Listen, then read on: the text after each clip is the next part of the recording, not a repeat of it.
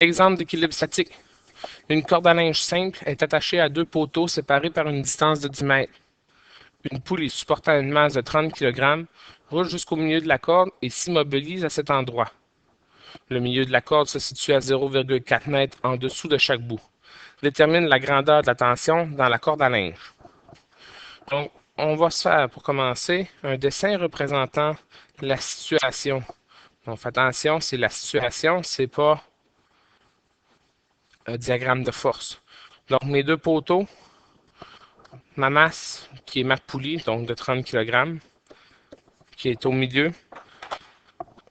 Entre mes deux poteaux, j'ai 10 mètres. Et puis, ma corde au centre descend de 0,4 m. Voici maintenant un diagramme de force, parce que pour résoudre ce genre de problème-là ici, on a besoin d'un diagramme de force. Sur ma poulie, quelle force qui agit? La première chose, la force de gravité, Fg. Et j'ai deux cordes qui soutiennent ma poulie. Donc, je vais appeler T1 et T2. Il y a un problème avec ces deux cordes-là ici. Hein? Je ne connais pas l'angle avec lequel elles sont dirigées. Et pour trouver l'angle, ce que je vais faire, je vais me servir du schéma de la situation. Donc, la première étape, je vais trouver l'angle.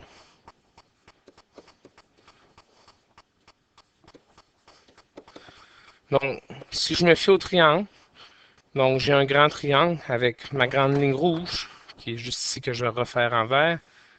Ici, ici. Ça va mal, c'est pas un beau triangle. Ce que je vais me servir, c'est juste la moitié du triangle, qui va être beaucoup plus simple ici pour résoudre. Donc, voici la moitié du triangle. Donc, la distance ici, c'est 5 mètres. C'est la moitié de ma corde. Puis, j'ai 0,4 mètres ici, qui est la hauteur.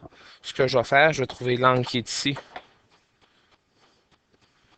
Donc, ce que j'ai le côté opposé à l'angle, qui est 0,4, le côté adjacent.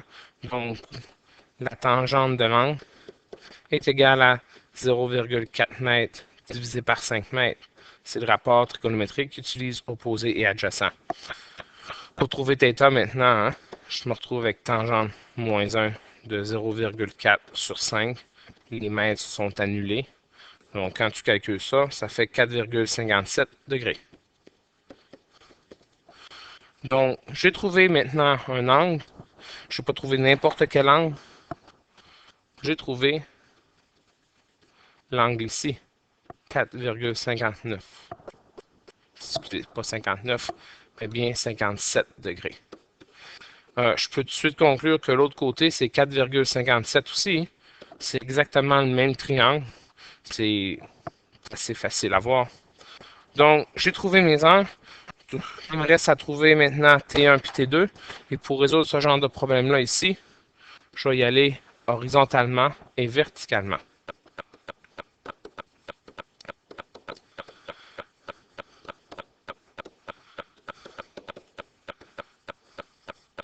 Donc, horizontalement, quand je regarde mon diagramme de force, qu'est-ce que j'ai? J'ai ici, je peux décomposer mon T1 comme étant une partie vers le haut et une partie vers la gauche.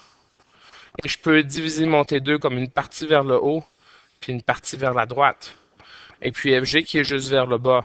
Donc, j'ai juste T1 en X puis T2 en X. Donc, T1 en X plus T2 en X. Et tout ça devrait être égal à 0. Pourquoi? Parce que je suis en équilibre statique. Je ne bouge pas ici. Donc, T1 à X, je peux remplacer ça par T1. Et puis, ce qui m'intéresse, c'est la partie en bleu.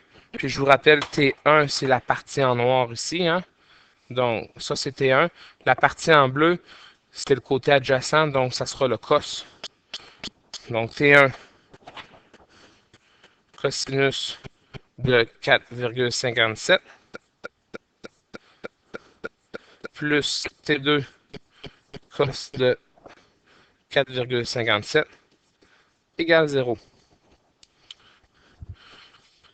Je vais envoyer l'autre côté le T2, T1 cos 4,57 égale à moins T2 cos de 4,57.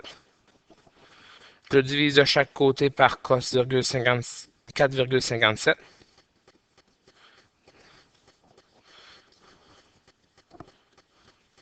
Qu'est-ce qu'il me reste? Il me reste que T1 est égal à moins T2, horizontalement parlant. Qu'est-ce que ça veut dire? Le moins signifie juste la direction.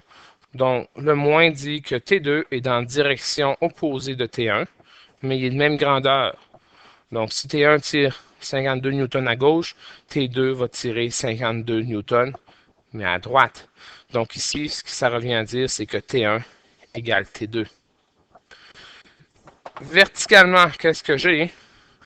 J'ai T1Y plus T2Y plus FG est égal à 0.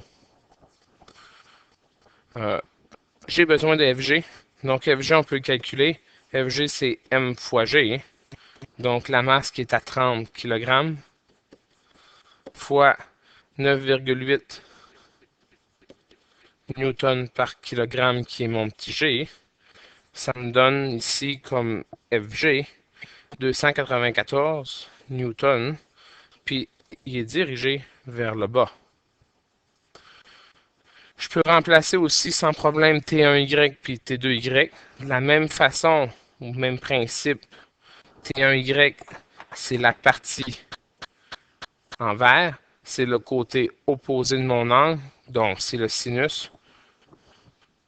Donc T1, sin de 4,57, plus T2, sinus de 4,57, plus 294 newtons vers le bas, qui est mon FG, égale 0. Si tu remplaces tout ça ici, je vais prendre le 294, je vais l'envoyer de l'autre côté.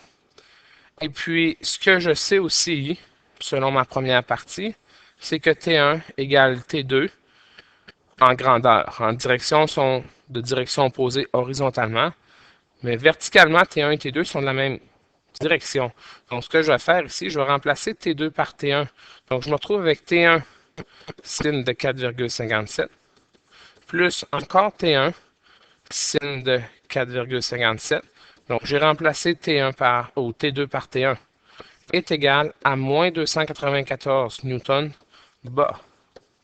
Et moins bas, moins signifie direction opposée. La direction opposée de bas, ça devient haut. Évidemment, T1, on sait, il est vers le haut, ça fait bien notre affaire. Donc, on se retrouve avec ici T1 sin de 4,57 plus T1 sin de 4,57. Donc, c'est 2 fois T1 sin de 4,57 est égal à 294 newtons vers le haut. Ce que je vais faire maintenant, je vais isoler T1. Donc, T1 est égal à 294 newtons vers le haut, divisé par 2 fois le sinus de 4,57 degrés.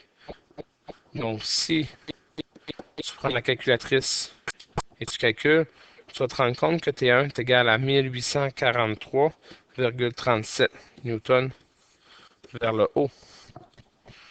Donc, c'est à peu près égal à 1843 newtons.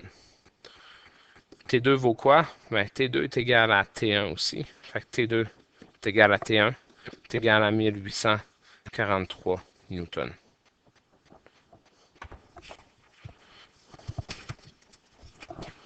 On voit ces solutions complètes.